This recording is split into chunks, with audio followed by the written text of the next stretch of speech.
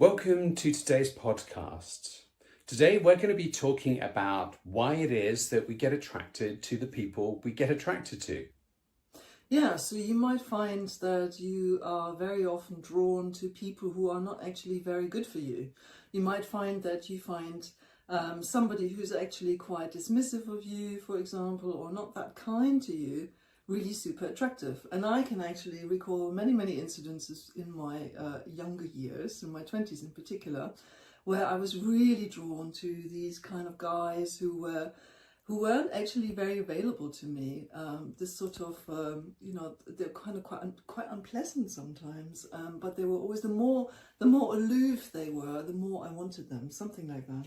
Yes, and I actually see quite a lot of people that I've worked with and quite a lot of people that I've spoken to who they seem to get into relationships with people that aren't good for them generally. And as a result, they experience that a lot of the population seem to be so-called narcissists or kind of, what's the other word for it? Toxic relationships. Yeah. When it may actually be that they get into relationships with these wrong types of people because there's something within that is kind of driving them or guiding them in this way. Yeah, almost like a kind of missile that's hitting its target, right? The missile is just following a very clear path, and what that path is not always very clear to us.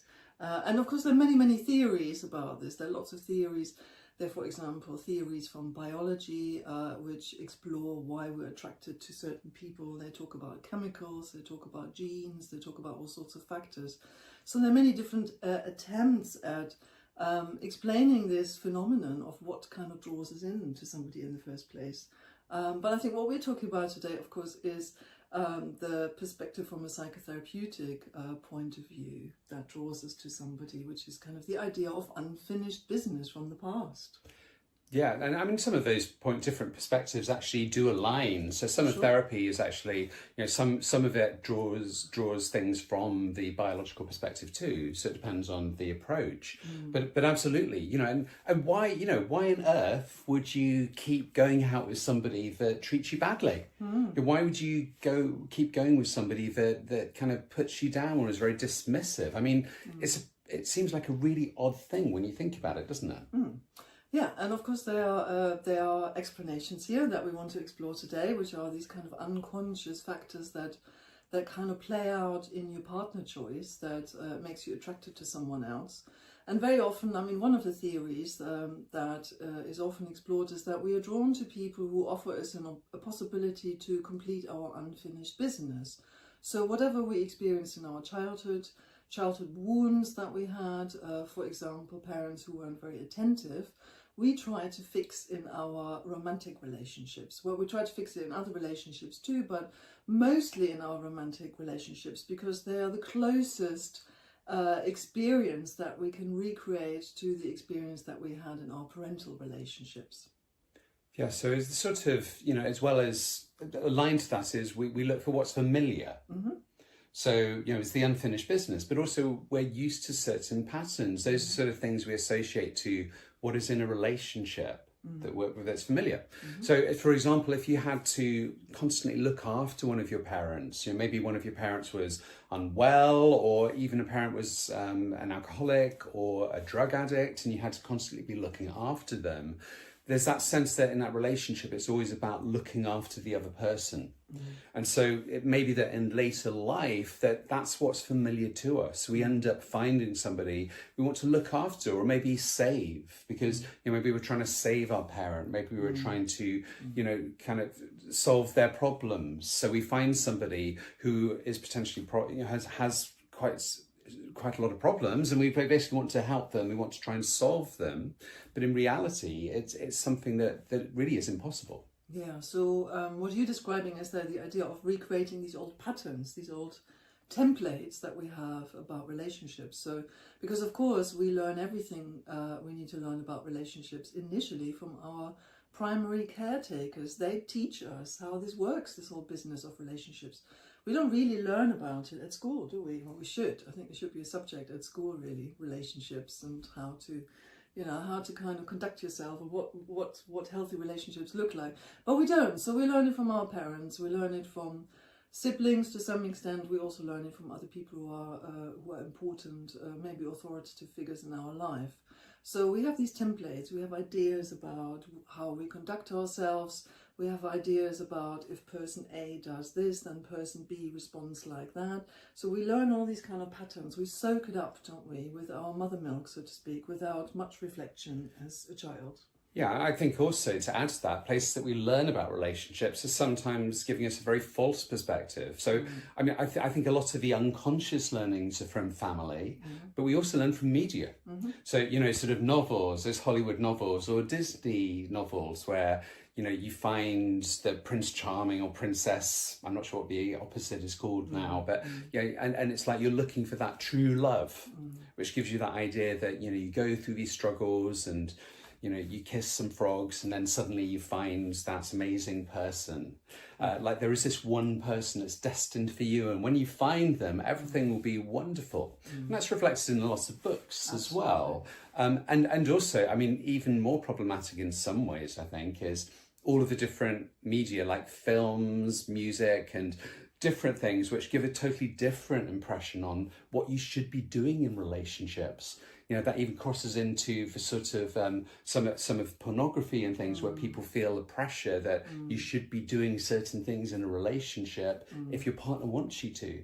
And there's that sense that, you know, to have a good relationship, you have to step outside what is you. You have to step outside things that could lead you to feel shame about you. Absolutely. And I think it also ties into this idea, particularly sort of in myth, in the mythology that we pick up around romantic relationships, the idea of the quest, yeah, that we go on a quest, so to speak. We have to win somebody over. That's very often the narrative, that we're not going to get our prince or princess just readily. We have to kind of fight for it. We have to suffer as part of the cause. So you're absolutely right. These kind of narratives are really part of the story as well. So if somebody's very withholding, if another person is very withholding, as I just said, sort of in my 20s, I was attracted to these very withholding guys. That kind of fired me on, if anything, with the idea of, well, I've got to really work very hard here to win them over. And then when I've won them over, I'm worthy, ultimately. It's not just that they're worthy, but I am also worthy. I'm this special person who got her prince, so to speak. So I think what's interesting in this, with this idea of unfinished business, is that very often we choose a partner, you know, we don't go for the nice guys or the nice girls. We choose a partner who offers a challenge, so to speak, because only if we can overcome this challenge, if we can finally prove to them that we are really amazing people, if we can kind of get them on our side, then we've kind of finished our quest here. The quest to get the approval that we might have never gotten as a child from mum or dad, that we're now finally getting from our partner. So very often there's this almost perverse, masochistic, I would say, desire to heal the old wounds through repetition, through kind of going through it again and again, and playing it out with the partner who might have absolutely no intention ever of offering us what we want. Yes, and I think therein lies the problem, is that we're trying to seek some sort of healing. We're trying to seek something that maybe we didn't get when we were younger, like you said, validation, or kind of sense that we're lovable. But underneath that, when we were children, or at some point when we're younger, we formed some sort of what I might call a disenabling belief that fundamentally, you know, there's something wrong with me maybe, or something where I'm not lovable, or something that I'm not worthy. Because when, you know, if you're treated badly enough when you're younger, or you experience whatever dynamic was there as you not being good enough, and sometimes it's not even because you're necessarily treated in a particularly abuseful way, but, you know, maybe there were siblings, maybe your parents were very busy with work and it seemed that they focused more attention on your siblings. And that was your experience. Your siblings may have had the opposite experience, but you feel that, you know, maybe there was something about you that caused you not to have that same amount of love and that you're not worthy enough. And of course, you know, sometimes that's stronger as well when there have been adverse childhood experiences where there has been abuse, or you've been verbally or emotionally treated in a way that makes you feel very bad about yourself. But let's say, you know, at some point you form this belief, I'm not worthy, I'm not good enough. You know, that fundamental belief it's like these lenses that you have over your eyes that I think we've talked about in other contexts. But, you know, once those lenses are there, that's how we see the world. So the problem is that even when somebody repeatedly says, you're wonderful, I love you, you're either not going to hear that or you're going to think they're lying. Or you're going to think, well, there must be something wrong with this person, that they see me as kind of a great person. Absolutely, because this belief is way stronger than anything anybody can say, because it's fundamentally, it's like the way we see the world. You know, it's like suddenly, you know, if you believe the world, you know, like some people who believe the world's flat, you know, even though to people who believe the world's round, you can never convince them of the other way around, however illogical it might seem to the other people, because you know, that's what you totally believe. You're absolutely right. Yeah. So what you're saying is that your partner, then the partner you're with, would have to, whatever they say, they can't really heal the wound. Or it sort of ties in with what I just said, that you often choose therefore, because if your belief is I am really not very worthy, then you might unconsciously choose some partners who reinforce that belief, who you then have to win over. Yeah, and like you said, well, you know, you either choose people like that who you want to win over, or it's more winning over for yourself. It's about you. It's not about winning them over. But you're believing that, you know, if I keep doing this, then they'll show me that they love me. But you're so used to being treated in a way where somebody doesn't express that. That's familiar. That's what we seek, and that's what we're trying to. We need that challenge. We need that quest somehow that we believe we can overcome, so we can finally see that we're worthy. But the problem is that nobody else can make you feel that way, because it has to come from within ourselves. You know, these are wounds that we have to heal. It can't be somebody else, because we will never see that validation. Absolutely. Because that underlying belief is so strong. It's just, you know, that's the way the world is. No, and you're right, your partner can't heal that ultimately. And this quest of trying to find a partner who can heal these wounds is almost like a mission impossible, isn't it? It's not really your partner's task. They can kind of go to some way along to, you know, to helping you maybe feel more secure in yourself, but a lot of that work has got to be your own work. So there's that level of secureness, but I think if there's a belief that's so strong that you're not worthy, then even getting into a secure relationship with somebody who is of a secure attachment style, I think it still might be too challenging to actually allow ourselves to feel secure, because we're looking for that uncertainty. I mean, I've worked with people who basically, you know, they've got into a relationship where it's secure, and there's that feeling of missing out on these ups and downs when, you know, that suddenly they're longing for these old abusive relationships where they were treated really badly at times, because it was like those highs and lows. Yeah, it was drama. Yeah, it was the drama. And suddenly it's how you can learn to actually appreciate that security and recognize this is a pattern from your past which actually didn't serve you. No, that's right. And I mean, it's interesting, this whole question about the drama, because there's often this idea also that there has to be drama in the relationship, and drama is often then equated with passion. This idea of if I'm suffering here, if I have these very intense feelings of longing for the other person, then I must be really in love with them, and there must be so much passion in this relationship. So I think there's often this kind of misunderstanding around, well, if it's a quiet experience, so to speak, if it's a peaceful, harmonious experience, then there's something missing, in the relationship. Yeah, absolutely. I mean, it's like those sort of people who get angry and they say, I'm not an angry person, I'm just passionate, and try and kind of give it a different word. But actually that, you can't really justify some of those things. But I suppose, again, going back to the media, you know, we just turn on television and lots of soap operas. Like in the UK, we have EastEnders, where, you know, lots of relationships are so fiery, and you kind of get used to, maybe that's what's meant to happen in a relationship. Absolutely. Yeah, and then there's the talks about, you read in magazines about sort of post sort of argument sort of sex or whatever, which like somehow that's meant to be great. And to me, it's like, if I've had an argument, the last thing I want to do is kind of feel connected to someone. I want to just yeah, get away. Yeah, So absolutely. yeah. That's true. Sort of one other thing that just popped into my head, we haven't talked about yet, is the idea of attraction and unconscious attraction is also the notion that we all have implicit memories from the past. So whatever we learn about relationships, about other people, we store in our memory, and a lot of that memory sits in our limbic system, that part of the brain that holds emotions, regulates emotions. And I'm really hugely simplifying here. I'm not going to go into brain science, but so that often we are attracted to someone because our old brain tells us, oh, I know this. This is a pattern. This is something that I know. And of course, our old brain doesn't even think. It just reacts. It's a sort of gut instinctual reaction.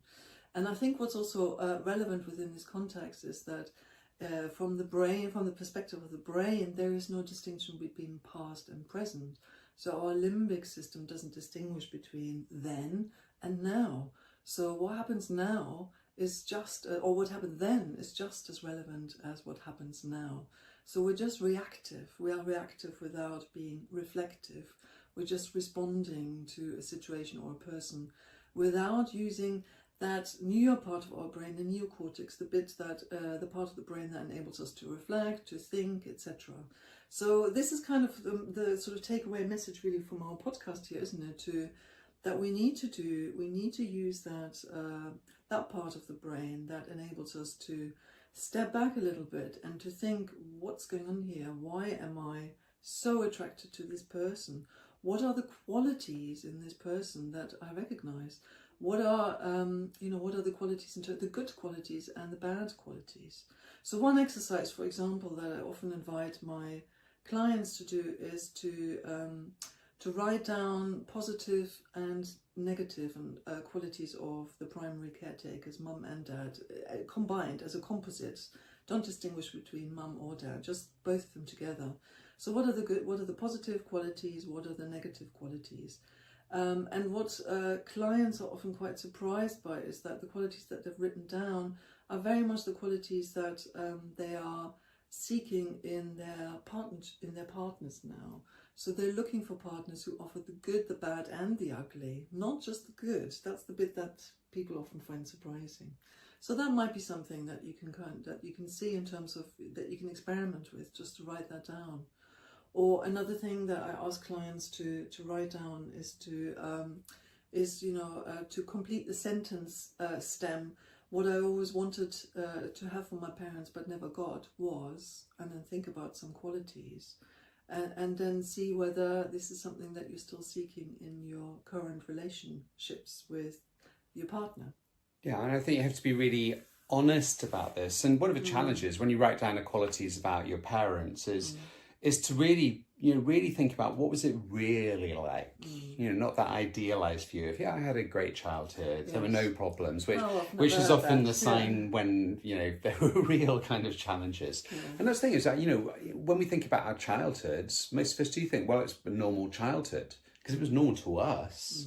But actually, within that, it's those times when you maybe didn't feel loved, didn't feel cared for, didn't feel made to feel worthy, or you felt that you had to earn love, or those sort of experiences that kind of led to maybe some of those sort of beliefs. So it's really taking a deeper look.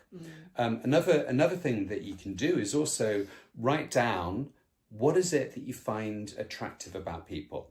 So take a piece of paper and think, when you found in the past, when you find yourself attracted, what is it about those people that you find attractive? And write down as many things as you can.